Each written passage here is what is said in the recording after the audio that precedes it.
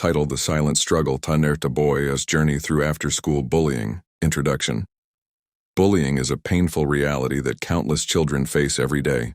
It can take place in the classroom, on the bus, online, and often where teachers and parents aren't looking after school.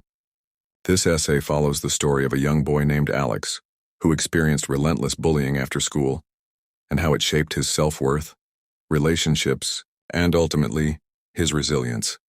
Through his journey, we explore the emotional impact of bullying and the importance of awareness, intervention, and healing. The beginning of isolation. Alex was a quiet, thoughtful 12-year-old who loved books, video games, and drawing. He wasn't the most popular kid, but he had a few friends and mostly kept to himself. Things started to change in the 7th grade.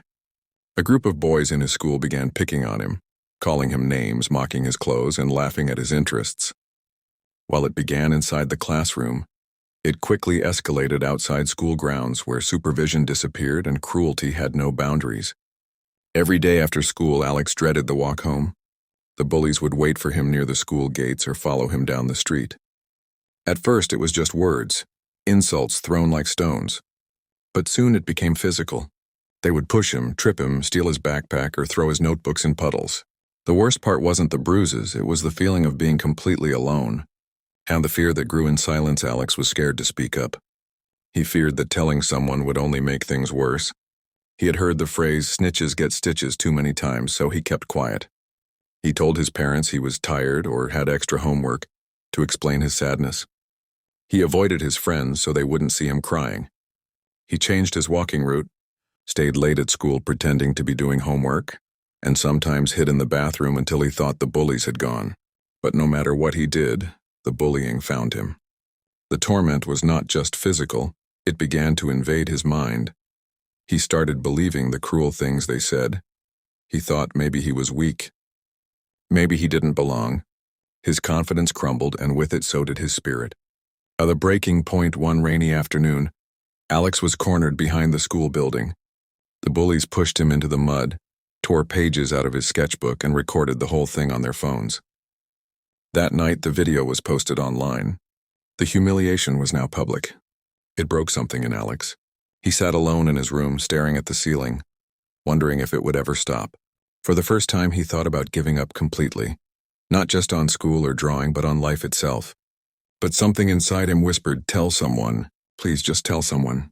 And finding the strength to speak the next morning, Alex did something brave. He told his older sister. Through sobs, he poured out months of pain, fear, and shame. She hugged him tightly and said, "You are not weak. You are strong for surviving this long, but now we fight back, with truth." Together, they told their parents. Then the school was informed. The principal took the matter seriously.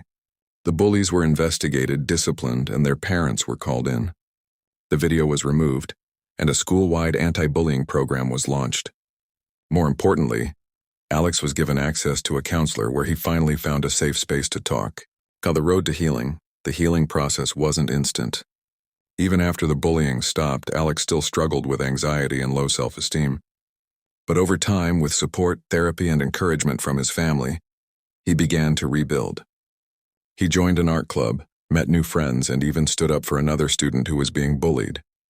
He turned his pain into purpose, speaking out at school assemblies and sharing his story to raise awareness.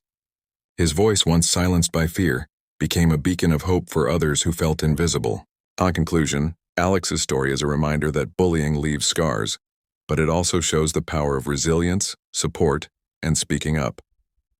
No child should ever have to suffer in silence. It's our responsibility, parents, teachers, and peers alike, to listen, to watch, and to act.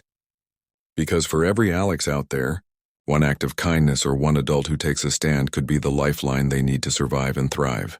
Bullying may be cruel, but courage is louder. And when that courage is supported, it can lead to healing, empowerment, and change, not just for one boy, but for an entire community.